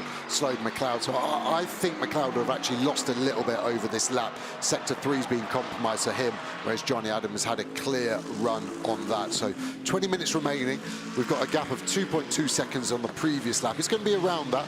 Again, Plowman there probably will get out of the way of McLaren as they cross the line. The gap has now gone to 2.8. So yeah, 6/10 down for McLeod on that one, and doesn't get past Plowman. So I just feel like maybe that was his opportunity to catch the leader, and it's kind of gone. Fastest driver on the track consistently has been the driver of car number 15, Ulysses DePau, who goes up the inside of Sen and Fielding's Audi there to put a lap on him. Now DePau is in 8th position. He's a second behind the Clutton and Mitchell scrap for 6th place. Sandy Mitchell coming back at Marcus Clutton here. They're not that far then behind Neary and Williamson, so there are cars fairly close to him here that he could overtake. At the pace that Ulysses DePau has is really, really remarkable. He's got pole position for race 2 later on. He was the quickest pro driver in GT3 qualifying. And as Clutton and Mitchell get held up by the GT4 cars ahead, their battling is music to the ears of DePau, who continues to close. Yeah, so he'll go deep in here, look for a cutback on the GT4 McLaren. Mitchell looked like he was trying to go around the outside of Clutton. Not seen that one tried before. So yeah, we've got 3 GT3s together, and we're obviously getting the traffic that was affecting Johnny Adam now, just sort of a lap and a half later. Clutton down the inside of Turner in the GT4 Aston Martin. It's hard because Darren gets it very bad, because everyone knows how good Darren Turner is. They're trying to take liberties on him, as we see the Ginetta running wide with the Supra. I wonder if he was trying to go round the outside there and wasn't given any space by the nice and aggressive Jordan Collard. That battle in the background still raging on. Ginetta now getting done round the outside by that Lamborghini. It feels like there's something ready to kick off in my waters. It's got a pressure cooker feeling, this, hasn't it? It's always the case when the GT3 cars catch the GT4s. Everyone's having their own battle, and something has to give. The GT4 leaders, I noticed, are nose to tail again now as well. Hopkins has caught Marco Signoretti, and they're both about to go a lap down to this little group. Here comes DePau, looking to the inside of Sandy Mitchell. Can't quite get there. The Lamborghini good on the brakes. DePau, though, comes off the corner now. How is this Mercedes going to perform in a straight line? 51 there, bailing for the pit lane. That is a stop-go penalty, we think, for a pit lane infringement, so that takes them out of contention. That was for pushing back into that fast lane you mentioned, Joe, and holding there for too long. That takes them out of the top 5 in GT4. Wow, Clutton running wide. They're all running wide there. And like we saw in warm-up, I think the cars are going so much faster through turn 1. Their exit is now later, and the exit curb is just redundant. So it's going straight from track to that really dusty soil. And we see dust getting kicked up, and now we've got Sandy in front. It's all going off. You see how huge slide there. So we've caught the car in front. Can he do anything? I thought he could have a bit of a lunge into the last corner potentially.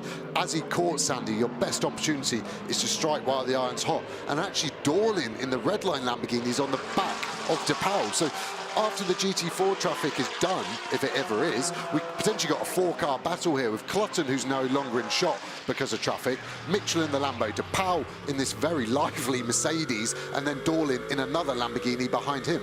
Yes, into Williams then, out onto the Bentley straight. Team manager of car 56 now being summoned to race control. That's the SRO Motorsports Ginetta of Joe Wheeler. Not sure what that's for. Car 4 is being warned about track limits. That's Lewis Williamson, who turns through your screen there. And finally, the bulk of the GT3 field have broken clear of the GT4 battle, which still is led by Signoretti. There is the second place Porsche, though, not that far behind of Seb Hopkins. And then Jamie Day running in third position. Jordan Collard up into fourth place now. And Joe Wheeler is fifth with Darren Turner in sixth. Darren Turner for a GT4 podium is a decent bet as well. He's still got 16.5 minutes left, and he's right on the tail of the fourth place battle in GT4. Round Coram, into Murray's corner they go. And I think in clean air, Signoretti is quicker than Hopkins. It's just that he was delayed a bit more by the GT3 cars, wasn't he? Yeah, agreed. But I do think Day in that R Racing Aston is probably doing a good job in terms of closing that gap down also. So I think potentially we've got a 3-car battle pack here for the leader GT4, forming the black and white flag in the distance there for Williamson. He's in a difficult position, really. I thought he was going to be more on the back of Neary for longer, but that gap now 1.9 seconds. He's got a 3-second gap to Clutton behind. He probably just needs to chill out a little bit.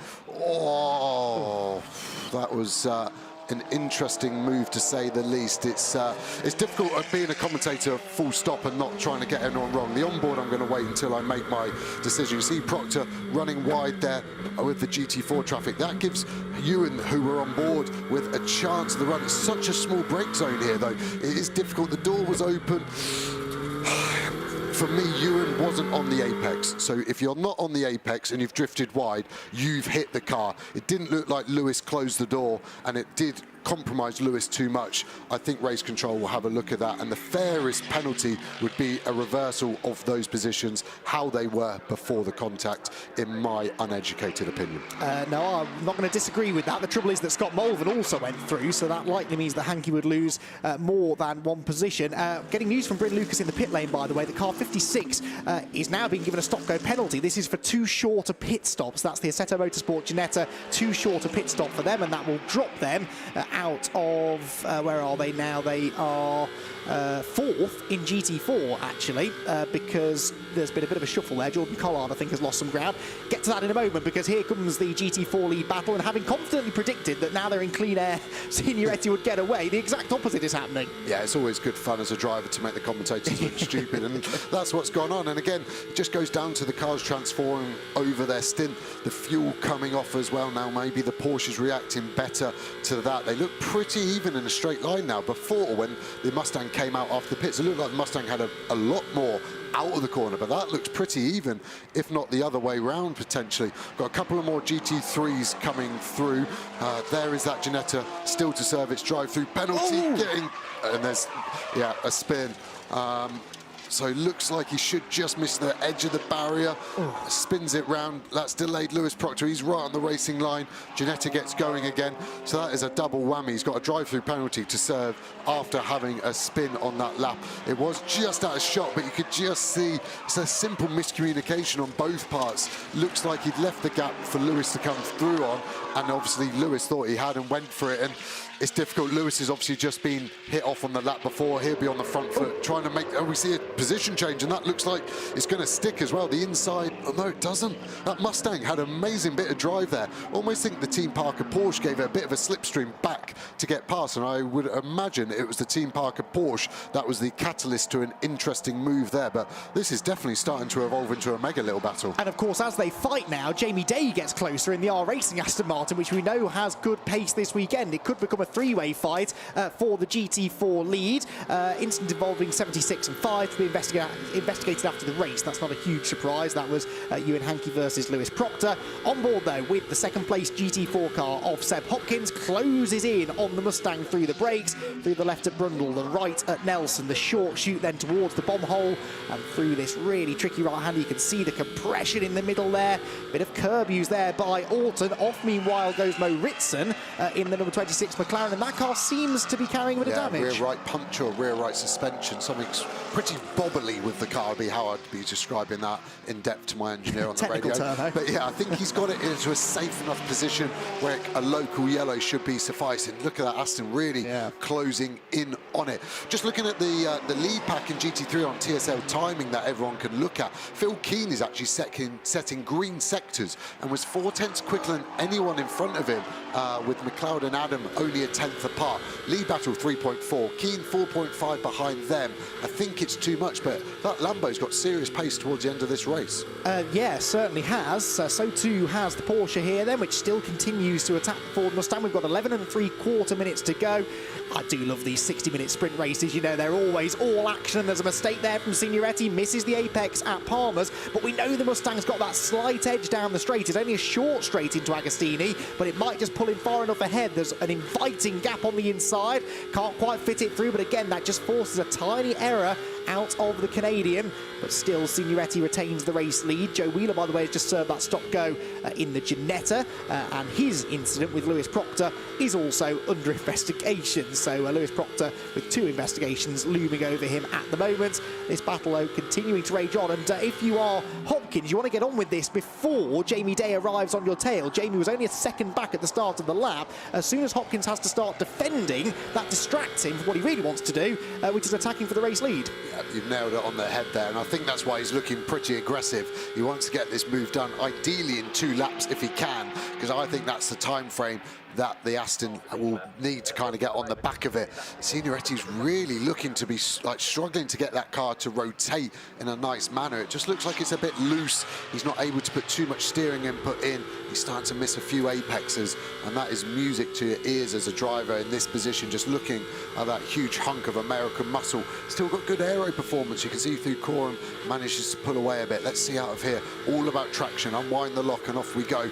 Pretty even at the moment. Mustang then starts to stretch his legs, but in previous laps we've seen the Porsche now starts to come back at the Mustang, and that just be how the car is delivering its power through its torque range, and it is a tight gap there. It's almost too hard to call, and I like a wild bet. I'm quite fancying the Aston. He looks the fastest of the 3, but has the worst track position. Look at the Audi using that pit exit on Darren Turner. That's going to be hard to do cleanly, and that was proven pretty well there. Side-to-side contact gives Aston the chance to get back down the inside. Jordan Collard kicking it up there. That was a hard one to call. I mean, it's not off the track because it's not a solid white line, so it is usable space, but Darren looked to be quite aggressive with his defence, and Fielding was quite aggressive with his offence. Racing instant is how I'd call it in my first view. Yeah, I mean, I think the contact was inevitable, wasn't it? Both drivers probably could have done more to avoid it, but anyway, through goes the Audi, back into 4th position. So Sen and Fielding, brilliant recovery drive this from Stella, having it looked like they were going to miss the start of the race, but he gets delayed a little bit there by Will Tregurtha's Bentley, which has just put a lap on them. Here comes the replay then. The gap is sort of there, but as you say, he has to commit to that pit exit. Yeah, he did actually cross the solid white line earlier on than I thought. It hadn't gone to the hatch part. Interesting one for the race director, that one, really. For me, that was the only real point of contention, is did he gain an advantage by being off the track? Well, yes. So, yeah, I'm not snitching anyone. I'll stop on that one. And we shall let Peter Daly have a look at it. No contact! Signoretti is off from the lead of GT4. Marco Signoretti is tagged into a spin by Seb Hopkins, and the Ford Mustang is pointing the wrong way. And let's hope he can get that engine fired back up. That is real heartbreak for Marco, who'd been defending really well to that point. Matt Cowley is not happy. The Academy Motorsport team. Here's the replay, and side-to-side contact. Yeah, obviously, again, the GT3 in front probably is compromised a little bit. Harder, the onboard will show a lot better. This is perfect. So he's going to get the inside. The GT3's kind of opened that door. Gets there nicely. It's hard. It's almost like the 76 car on Proctor, isn't it? He's on the inside, but is he on the apex? I think he's gone in a little bit too fast, and I don't think he really got that car stopped. I think that was an I don't think Academy did anything wrong, put it that way, and it looks like the car has more legacy damage than simply just getting turned around. Can't quite see what's wrong. Looks all straight on there. I mean, if there's any damage, should be rear left suspension. But yeah, that is a huge turn of events, unfortunately, and I think that does give the advantage to the Aston Martin, although the gap hasn't come down as much as I thought it was going to. Well, it's the third bit of contact that Porsche's been involved in. You would think it would have some damage by this stage, but that doesn't seem to be the case. So, well, yeah, we go then. Hopkins through into the lead, Jamie Day in second place. Here are the GT3 race leaders. As if this race wasn't exciting enough, with 7 minutes and 20 seconds to go, the lead gap's down to a second now. Callum McLeod reeling in Johnny Adam. Phil Keen's 2.5 seconds further back, and this is the fight for fourth position. Lewis Williamson has caught Sam Neary, and they are absolutely together now. The two Mercedes racing through Richards Corner, absolutely nose to tail. Marcus Clutton is 6th, Sandy Mitchell 7th, Ulysses de Pauw is 8th, James Dall in 9th, and Jamie Stanley in 10th position. Final few minutes, and still battles that are raging on, and gaps coming down all of a sudden by big chunks of time. Yeah, the first two, the Mercs, had awful sector 2s on the previous lap, and Joel Eriksson was all over him, who obviously let them go. So he got a problem. That's just slow out the corner. That's an interest. Obviously, no contact. I can't see any damage. It's rear, front left looks low. Oh, that is gutting for the 2Cs car. They haven't put a foot wrong. No, all the tyres left rear, right. I think maybe. It's gone, but that has given a pretty easy lead/win to the Loggie McLeod car, and Phil Keen is still catching him. I wonder if that was a problem that was coming just because the pace was so slow, as we see the Academy Mustang box rear left puncher. Oh, that is brutal. And it looks like the inside edge has failed. You can see the tyre starting to flap out. And the problem is with race cars, you get performance by running them on the edge. And with this Pirelli tyre, the more camber you add, the quicker it does go. But the negative that it does wear in an uneven fashion. You see McLeod running really wide there. I wonder if these Mercedes are overworking their tyres potentially. And the Lamborghini is really honing in on them at a fast rate of knots. Remember, the Mercedes AMGs are 15 kilos heavier today than they were yesterday. Adding weight to a car works the tyres harder, it's hot out there, the track temp is well into the 20s, and we've seen they've been, all of them, using those curbs on the outside of places like Riches, out of Williams onto the Bentley straight, so curb strikes like that will not help the tyres either. Could be a number of things. What we do know is that Callum McLeod leads now by 2.3 seconds, and Sam Neary is on to the podium in the Team ABBA Racing Mercedes. That car, I think I'm right in saying, has not had a podium finish yet this year, and the Nearys, through a little bit of good fortune, but also a good opening stint for Richard Neary, find themselves running in third place, but under threat. Yeah, and Williamson would have been told this, obviously, so now suddenly this position of fourth place that Neary occupied is now third. Suddenly it's a lot shinier and a lot more important to get through. It's one of these races, again, another 10 minutes without a huge amount of spice. The other interesting thing is Johnny Adam, they did take tyres in the pit stop, so that tyre has failed in under 40 minutes. So they obviously are really aggressive on it, and I do think, like you said, the weight of that Mercedes, the teams have just been chucking 15 kilos in overnight and not really knowing how the car's going to react. We've seen Ulysses de Pauw set the new lap record. Now Dorlin's all over the back of him. That Lamborghini and McLaren as well seem to be better over a longer distance. Yeah, I mean, the teams had two 60-minute free practice sessions yesterday before the BOP was changed, so all of their prep work this weekend has been done with a lighter car for those Mercedes, and I think that definitely has something to do with it. Right then, race leader in GT4 is Seb Hopkins. He is 2 seconds ahead of Jamie Day. However, he has just been handed a penalty, we believe, for avoidable contact. It's going to be applied at the end. It was going to be a stop-go penalty, but because we're so close to the end of the race, they're going to convert that into a post-race 30-second penalty, and that will drop them out of the race lead. Now, I don't know which bit of contact this is for. I can make a guess that it was maybe that contact with the Ford Mustang, but that will hand the lead to our racing. Yeah, I'm just looking at that tyre. You can see it's that inner edge that's failed. So basically the tyre wall has given up in its contact with the main carcass. Probably a flipper failure. Johnny just saying it just went on me, I assume. Interestingly, it looked like it went out of a left-hander, and it's a rear left. So it's the unloaded side. So it could have been even a slow puncher that caused it. But yeah, that GT4 Porsche, I think it is a fair penalty. It's harsh on him, but you look at where the Academy Mustang is. It was in the lead, and now it's in the pit lane. And it turns out I was right, and the Aston GT4 is probably going to win the race. So lucky I put money on him. Fancy that, hey? Same thing is happening, by the way, to the Proctors. They're having a 10-second stop-go penalty converted to a post-race time penalty. So the result at the end of this race may be somewhat provisional. Right, 2 minutes 50 to go in a race that's been nowhere near long enough. 1.8 seconds is the lead margin. Callum McLeod to Phil Keane.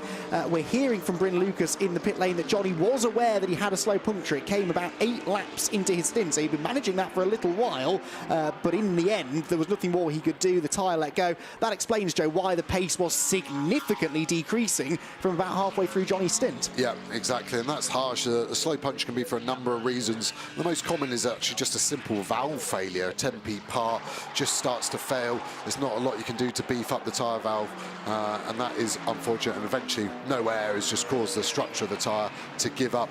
Callum McLeod going round. Looks like he's probably going to squeeze 2 extra laps out of it. Phil Keane is definitely the man on the move. That gap now down to 1.8 seconds. I don't think there's enough in front of Callum McLeod to really trip him up. As you can see, getting tripped up nearly there by one of the GT4 Porsches. Gives Williamson the run to the outside. 2 Mercedes, what have you got?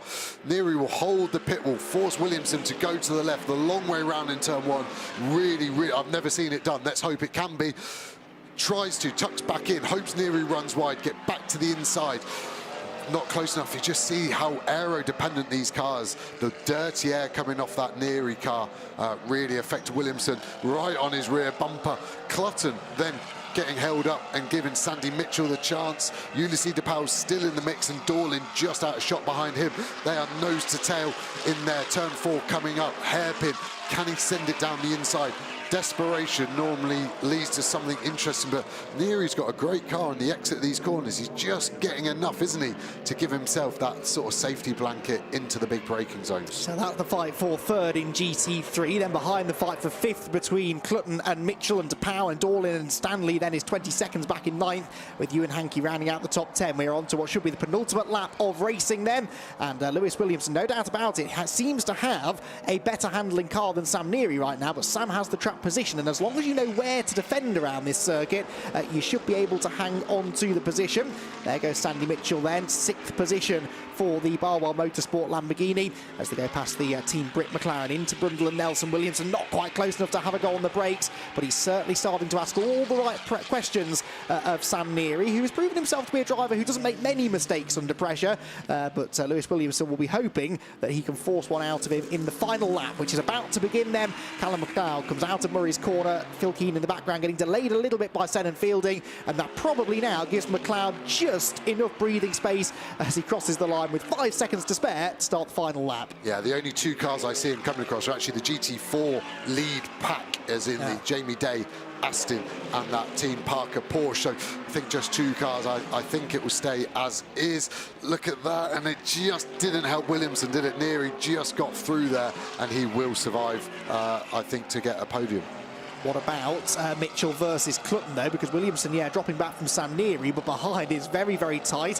You've got James Dorlin putting pressure on Ulysses de Pauw as well. You can see just how close the red line Lamborghini is to the Mercedes, and has a lunge up the inside nearly into Palmer's. They've got the Century BMW to put a lap down as they head towards Agostini, and it looks as though de Pauw and Dorlin should both get up the inside of it into the braking zone. That really kind of takes away, though, the chance for Dorlin to get up the inside. Been a consistent season so far for Redline. Didn't score in the first race at Alton Park, but they've been in the points every time since. They've had a podium place, and they are 4th in the championship, so could do with picking up an extra position here if they can. Stuck down in 8th as they are with half a lap to go. Yeah, that final podium position has tightened up, hasn't it? There's literally less than 4 seconds covering 5 cars, and it's interesting to see how they've transformed since qualifying. They're not in the obvious order. That balance of performance change has hurt the Mercedes, but not as much as I thought it was going to be honest.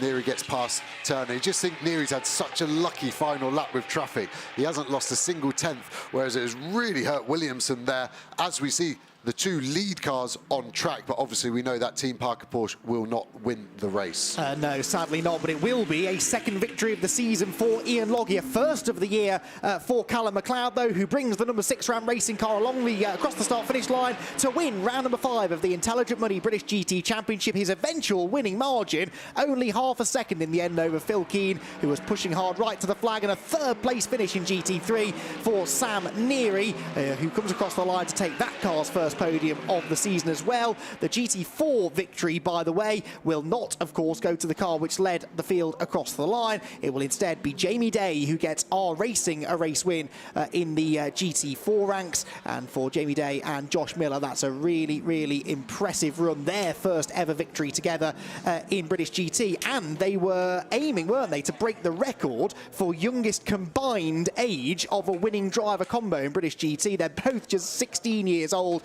and they've just claimed their first win in British GT. Ian Loggie, a little bit older than them, a little bit more experienced than them, but he's really showing that experience this year. We always know that Loggie has been a quick driver, but this year I think we're seeing a really, really consistent performance from Loggie. He is consistently among the fastest AM drivers out on track. So far doesn't really seem to be getting involved in too many bust-ups on track either, and now has a pretty healthy championship lead as well. Yeah, you've nailed it. And he's really matured as that AM driver, hasn't he? Getting rid of those mistakes, and he's really fast and consistent, and that's obviously the two main factors for putting a championship bid together. That alongside this Mercedes, which always seems to have a pretty strong bop wherever it goes, and Ram Racing, a top team, always turning out a fast but yet reliable car. And then his teammates, either Jules Gounon or Callum McLeod, then do a mega job in that regard. But race 2 is going to be super tight and interesting in equal measures. Can't wait. Race 1 was certainly entertaining enough, and it is won by Ian Loggie and Callum McLeod for Ram Racing by half a second over Phil Keane and Michael Igoe, who do at least manage to get themselves their first podium of the season. So the top 2 in the championship are the top 2 in the race. The Nearys are third, their first podium appearance of the season as well, ahead of James Cottingham and Lewis Williamson in fourth. Morgan Tilbrook and Marcus Glutton, a good job there actually, a little bit under the radar, but with a 10-second success penalty to finish in 5th position, just 14 seconds off the lead is not a bad effort at all. They're just ahead of Barwell's pairing of Sandy Mitchell and Adam Ballon in 6th. Unasita Power and John Ferguson are 7th. 8th place Malik and Indorlin for Redline Racing. 9th Jamie Stanley and Nick Halstead in the Fox Motorsport McLaren. And 76 Mia Flewitt and Ewan Hankey round out the top 10. Then it's Nick Jones and Scott Malvern for Team Parker. James Kell and Simon Watts for Rocket RJM. Then it's the Sansom and Tregertha Bentley. What a shame for Assetto Motorsport, running in 3rd place until that spin for Sansom. Centuries BMW is 14th. Paddock Motorsports McLaren 15th. Both of those, of course, delayed by early dramas, with the Proctors rounding out the GT3 field. In GT4, it is a record-breaking win for the pair of 16-year-olds, Josh Miller and Jamie Day, the youngest combined driver pairing to win a race in British GT. Richard Williams and Senan Fielding are second from the pit lane at the start of the race. They get themselves second in class, ahead of Matt Topham and Darren Turner, who once again claim a victory in GT4 Pro-Am. Tom Edgar and Jordan Collard are 4th. Tom Rawlings and Chris Salkeld are next. And then it's Bobby Trundley and Aaron Morgan. So that is 1, 2, 3, 4, 5, 6. Yes, we've got all 7 of the GT4 manufacturers inside the top 7, because then it's the Porsche of Graham and Wiley, the other Porsche of Orton and Hopkins, ahead of Burns and Brown, with McDermott and Broadhurst next. Freddie Tomlinson and Joe Wheeler, after their penalty, finish a lot further back than they really should have done there. And then again, more that had issues. Flick Hagen, Johnny Adam with that late puncture. Matt Cowley and Marcus Signoretti getting tapped into that late spin from the lead. Both of the drivers, or the teams that looked like they were going to win their respective classes with 10 minutes to go, end up finishing multiple laps down. Ian Loggie it is then who will win alongside Callum McLeod for Ram Racing. And as I said, their second win of the year. We've had 5 races so far. They've finished 4 of them, and of the 4 they finished, they have never yet finished off the podium. That one non-finish they had, or non-score at Silverstone, the only slight misdemeanor they've had all season. But when they get to the end, Joe, they're always at the front. Yeah, and that's down to what we alluded to earlier, Ian just being such a good foundation of pace. I do think these guys in shot, Igoe and Keane, will be really happy with that. First podium of the year and fast. Obviously second place, and a gap was down to half a second at the end, and that Lambo really kind on its tyres, it would seem, and it was just getting faster and faster. So race 2, they're a little bit further back at the starting, but I think they've got a really good chance. So car number 6 then, the race-winning car, Callum McLeod and Ian Loggie victorious for the second time this season, and Britain's down there now to catch up with them. Well, I'm not sure if that was to be expected or not. Change of BOP overnight, the balance of performance, but you took it in your stride, didn't you? Yeah, as I said earlier, if you're at the front, then round here you should be able to keep at the front. And that's exactly what we did. Just we lost out in the pit stop because of our 5-second penalty, but we managed to get it back. So it's a great result, really. We're well pleased. How relieved were you to see Johnny have his puncture? I know no drivers like other drivers have these problems, but I mean, of course, it's really nice to get the win. You'd rather do it by overtaking on track, but I saw Johnny start to struggle, so I don't know if he was losing brakes or indeed it was just a slow puncture, because I imagine he had new tyres at the stops because he just disappeared.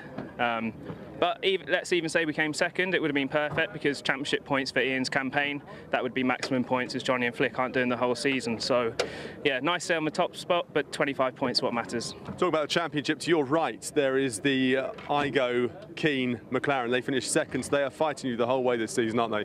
Yeah, they've normally that car's right at the front all the time. They've been pretty average this season, but average is good enough in this championship if you just keep doing it all the time, and that's exactly what they've done. They've done a great job, seem to have a great race car. Phil had a lot of pace there, he had a lot of pace at Donington as well, so yeah, it's going to be a fight.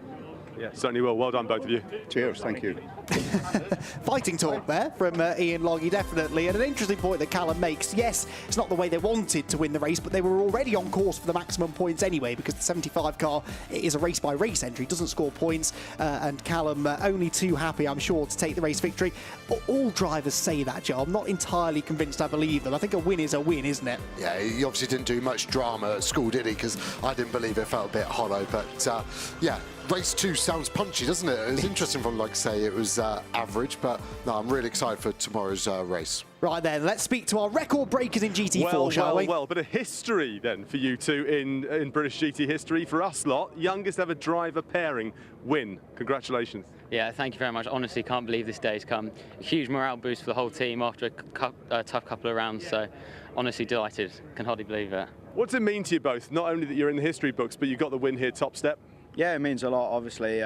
Started off the race a little bit slower, dropping a few places, but then to come back and win. And then also to beat the record now for the youngest, it's, yeah, like Josh said, it's a morale boost for the team going into the next race when we're starting again on the front row.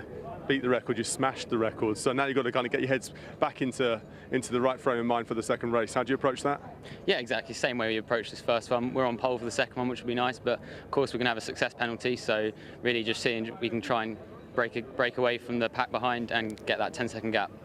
Really, really strong race. Well done both. Thank you very much. Thank you. Yeah, thank you, Bryn. And they're just too young, Joe. I'm sorry, I'm going to say it. They are too young, 16 years old, and they've just run a race in British GT4. That is remarkable. The fifth round of the Intelligent Money British GT Championship was another cracker. It was led in the early stages by Ian Loggie from pole position with Flick Haig going after him. Mark Sansom had a fantastic start, moving the Assetto Bentley from 5th on the grid to 3rd place through the first corner, and he then set off after the race leaders. It was a surprisingly clean start, actually, which saw Matt Cowley in the GT4 leading car initially mixing it with some of the GT3s, whilst they all tripped over each other behind. The R-Racing Aston Martin was all over Tom Edgar's Toyota, which seemed to be struggling mid-corner through some of the low-speed stuff. In the end, the Aston was passed, though, by the number 65 Porsche, which would be a factor for the win all race long. In GT4, that battling got a little bit too close for comfort on one or two occasions. A bit of contact at the Wilson hairpin, not the last time those two drivers would come to blows. John Ferguson was feeling the pressure from Adam Ballon, and eventually that pressure told, the Mercedes bouncing over the grass at Murray's corner, sending him to the back of the top 10. This was another close moment for Tom Edgar in the Toyota, almost getting taken out by Betty Chen just before the pit window opened. Ian Loggie brought the race-leading and championship-winning car into the pit lane to hand over to Callum McLeod. The Nearys gained lots of ground through the pit stop sequence, actually ending up in 4th position from 8th on the grid, but Sam Neary had to defend from Lewis Williamson for much of his stint. As Marco Signoretti rejoined the circuit in the Academy Mustang, he held on to the GT4 lead, but by the narrowest of margins, whilst it was Johnny Adam who led in GT3 after the number 6 car had to serve its success penalty. battling aplenty as the GT3 cars were trying to negotiate the GT4s whilst also having their own fights. Some of those fights getting a little bit rough. There was contact between the 76 and 5 McLarens with the 5 car on the grass, and then a lap later Lewis Proctor tangling with Joe Wheeler's Ginetta as he tried to put a lap on it through Rich's corner. Then a definitive moment in the GT4 battle. Contact sent Marco Signoretti off the road, and the 65 Porsche of Seb Hopkins was given a penalty afterwards. Johnny Adam meanwhile had a slow puncture which resulted in him pitting from the lead, and the victory went to the championship leaders. A second win of the year for the number 6 Ram Racing Mercedes of Ian Loggie and Callum McLeod, whilst our racing broke the record for the youngest ever winners in the GT4 category, inheriting the win right at the end. So that was a very entertaining 5th round of the Intelligent Money British GT Championship. The sun shining down on the Snetterton circuit and indeed on the Snetterton podium, where the Nearys make their way onto the 3rd step of the podium. So nice to see them back on the podium overall. We mentioned a lot there, the 2 teams ahead of them, WPI and of course Ram Racing, but it's been a bit of a season to forget for Team ABBA so far. This hopefully will put a smile on their faces. Yeah, and rarely for that car, no damage either. It's been right in the war. So small family team really turn out a fast race car in the Nearys and Team ABBA Racing. And an interesting podium with the Lamborghini and then the Mercedes, even with its BOP hit, is still probably the fastest car there, as we saw Ulysses de Pauw smash the outright lap record. And telling that of the Mercedes, it's the number 6 car which is leading the championship, which comes out the best from that race. And it really shows that they are deserving championship leaders. I reckon they're 22.5 points now ahead of Michael Igoe and Phil Keane. So a big, big championship advantage they will have going into the 2nd race later on. But of course, now they have a 10-second success penalty to serve in race 2. And that number 6 car starts from 3rd on the grid. But there are your overall GT3 podium finishers, and a very, very happy Ian Loggie and Callum McLeod celebrate their first win together. Richard Neary a little bit premature there with his champagne celebrations, but they will all now let off some steam, bearing in mind they've got to wear these race suits again later on today. I think it may be the crowd assembled who bear the brunt of the champagne shower. Yeah, it depends how big the budget is of the team. The fancy drivers have 2 suits, and when you're the fancy driver of 2 suits, you definitely nail the driver with only 1. So yeah, they were pretty good at getting rid of that champagne over the crowd. So really interesting, and I think the interesting bit, Callum McLeod starts 3rd in race 2. Yes, indeed. Right, this is what it does to the championship standings then. So 90.5 points for Ian Loggie. Igoe and Keane on 68 points there in 2nd place. Malik and Indorley move up into 3rd. They're creeping themselves up the order, albeit Loggie is a long way ahead of everybody. Clutton and Tilbrook for Enduro Motorsport are 4th, and then the 2Cs car of James Cottingham and Lewis Williamson are actually joint 5th there with Adam Carroll and Sean Balfe, who of course are absent here this weekend. Right, back to the podium now then, and there go Ulysses de Pauw and John Ferguson. Remember, that car starts on pole later on this afternoon. This is the Silver Am contingent within GT3. It's Redline Racing in 3rd, it is Ram Racing in 2nd, but again it's the Nearys onto the top step of the podium. Sam and Richard Neary then their 2nd visit to the podium, and this time for a class win. We forget sometimes a little bit, I think, about the Silver Am element of the racing within GT3. If you can't win the race overall though, Joe, then a class win is a good second prize. Yeah, it's really good. And the Silver Am class is important. It gives those silver drivers, the typically younger pros, a chance to kind of show their wares against the top factory guys that do compete in British GT. So it might feel like a sort of secondary class, but it's really important to promote those silver drivers and show what they've got in their particular shop window. And a lot of these silver drivers will go on to be gold, platinum factory drivers and be winning overall. And when they are an out-and-out pro driver, they will often find themselves paired against AM drivers and having to give them all of that guidance and advice. They have to do that even as a silver because they are typically the quicker driver. So it's another thing they can learn off the track, isn't it? How you help your AM driver to become a better AM. That's very much an integral part of being a professional GT driver. Yeah, it's literally a very close second to being a fast racing driver, because there's no point you being fast if your teammate is rubbish, and you can really help bring them on, nurture them, tutor them to get better. And there's lots of ways you can do it. You can do it by video and data. You can do it by just simply standing by a corner and seeing what they're doing wrong. It starts getting the head of the amateur and work out why they aren't doing it right. So there's a lot of factors involved.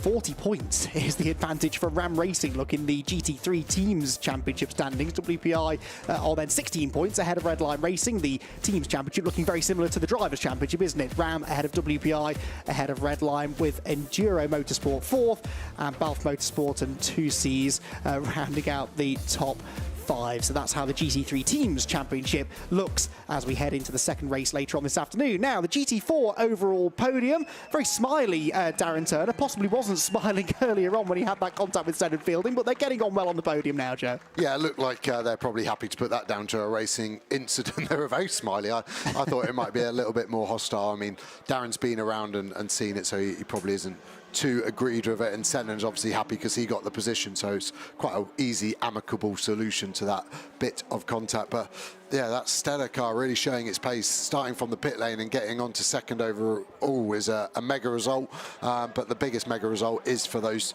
two annoyingly, I mean, combined they're younger than me. That makes me feel very, very old. And neither of them put a foot wrong, and they start in pole position for race 2 later this afternoon.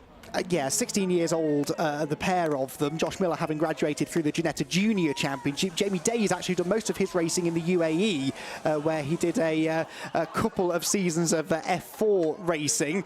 They spray their champagne, making absolutely sure not to drink a drop of it because they are very much underage, and also because they'll be racing later on in the day. But Jamie Day and Josh Miller, that won't be their last win in the championship, I'm fairly certain. No, you can have alcohol with a full meal, can't you? I learned that off the in-between. We'll buy them a sandwich then, shall we? Yeah, from the Tills Cafe, they can have a little bit.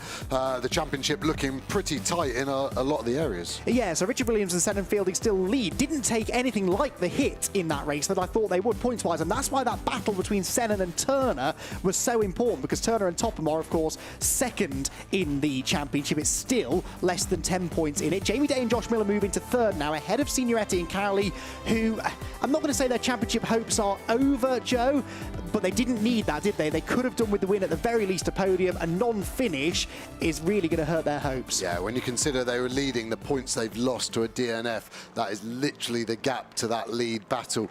Obviously, it can happen to everyone else. They can be getting DNFs, but once you have one DNF, it just literally feels like one of those nails has been put in your coffin for a championship hunt. GT4 Pro-Am podium ongoing, by the way. The familiar sight of Topham and Turner and Trundley and Morgan on the podium. Team Brit getting up another class podium, but this time they had some competition, actually. The Motorsport Racing McLaren's not done the whole season. Ed McDermott and Martin Broadhurst joining them on the podium, and it is a third place for them, second for Team Brit, and a victory for Newbridge Motorsport. Darren Turner and Matt Topham taking another class victory and keeping themselves very much in the hunt for the overall GT4 podium. McDermott and the other, Michael Broadhurst there, the other Motorsport driver, having none of this, they want to get well out of the way before the champagne starts flying. Yeah, exactly. And Michael Broadhurst, every time I see him on the podium, reminds me that we actually won the first ever British GT4 race together in 2008. Oh, wow. And I think that's the day our racing car, I think they were 2 years old when that happened. Brilliant stat, brilliant stuff. Right, 5.5 points the advantage for Stella Motorsport in the GT4 Teams Championship over Century Motorsport, just sort of quietly going about their business, even though they've not won a race yet this year. Newbridge are then only, a point and a half or so behind, are racing fourth and Academy in fifth. Right, let's hear from the Neary, shall we? They're down in the pits with Bryn Lucas. Well, you two, you started 8th on the grid, you got yourself a class win and a podium outright, so not a bad morning's work, really. No, not at all. I mean, starting 9th, we thought it'd be a really tough race. Also, a few pit stop penalties helped out, and ultimately we did have quite good pace. We struggled a little bit with rear traction, so hopefully we're going to try and fix that for race 2, and hopefully end up here again. Very different story from qualifying, wasn't it, Richard? Yeah, absolutely. Didn't exactly go our way, that. We've been quickest in all the practice sessions. We've been top 3. We managed to maintain top 3 through every session, and qualifying for us was just woeful. We just got blocked and it just didn't go our way. What about balance of performance then? Obviously you've had an adjustment overnight. It's been a hot topic up and down the grid there, but you two seem to have taken it pretty well. I know ahead of you on track there was a couple of tyre blowouts, particularly with Johnny Adam, which helped you in the podium, but BOP didn't seem to affect you. No, the car still seemed quick. It seems more like the setup we need to change. So yeah, the BOP didn't really make too much of a difference. Obviously it has hindered us a bit, but you know, it makes closer racing. So you know, everyone has an issue with it here and there, but it either works in your favour or it doesn't. So yeah, we're happy. Not much of an issue when you've got some silverware to take home with you. Well done, both. Thank you very much. Yeah, great to hear from the Nearys there. Thanks, Bryn, Sam and Richard Neary, two very popular drivers amongst the British GT fan base, and really nice to have them up there on the class podium and the overall GT3 podium as well. So that is half of today's action from Snetterton done, and it also puts us halfway through the championship now. We've got 4 races to go. We've had 5, but there are more points available in the second half of the season than the first, because the next 3 events are all 2-hour races. We've got one more race here at Snetterton, then we head to Belgium and our annual holiday to Spa-Francorchamps, part of the SRO Speed Weeks, the build-up basically to the Total Energies 24 hours of Spa-Francorchamps. Then we're back at Brands Hatch for a 2-hour race in September, and it all gets completed at Donington Park, the second Donington race of the season, the Donington Decider, where almost certainly we'll have another incredibly tense championship decider. Bryn. Matt, you said to me off camera that you spin here every time you come to Snetterton. You didn't do it in the race, a pretty decent result for you. Yeah, we got that out of the way in qualifying. Yeah, I mean, we just kind of tried to keep it a lot cleaner than maybe some others and finish a race, and it seems to work for us, so continue down that route. Yeah, you certainly did. Darren, when you stepped into that car, you had some work to do, but you did it pretty well, ducked to water. Yeah, it's quite feisty out there. Really enjoyable, but the GT3 battle, whenever that comes round onto you and you're like in the middle of that pack and that fight, it's so exciting on the track. So I'm sure for the GT3 drivers, it's not fun having the GT4s in the way, but for us in that race, it does make it entertaining. But really good, you know, we started, I think, P10, P11, and to make it onto the podium is a good result for us, and it just means we're gathering a few more points, and yeah, hopefully we can just keep that momentum going for the race too. And for Aston Martin GT4, it's quite a good story, isn't it? It's been going quite well. Yeah, it has. I mean, Aston Martin, the Vantage GT4 is a great car. Our Motorsport winning today, I mean, those guys are doing a fantastic job, you know, great in qualifying, and really nice to see them being able to get a top step of the podium in British GT. So, yeah, great for them, and obviously great for us, everyone at Aston Martin. Lovely stuff. And you've got to turn your attention now to race 2, but it sets you up quite nicely. Yeah, let's see what we can do. It's a long race. It is indeed. Well done both. Thank you. Cheers. Thanks. Excellent stuff then for the Newbridge Motorsport team, who get themselves back on the podium once again. So that is race number 1 here at Snetterton, done and dusted. But as I said, be sure to join us later on in the day when we've got our second 60-minute encounter with another mandatory pit stop. We shuffle around the success penalties, we shuffle around the grid as well. Still very Mercedes top heavy, but with a slightly different look to the group of cars behind them. It's going to be another race that you will not want to miss as we kick off the second half of the 2022 Intelligent Money British GT Championship in the summer sunshine here at Snetterton. Thank you very much, everyone, for joining us here this afternoon at Snetterton. We will see you a little bit later on for race number 2.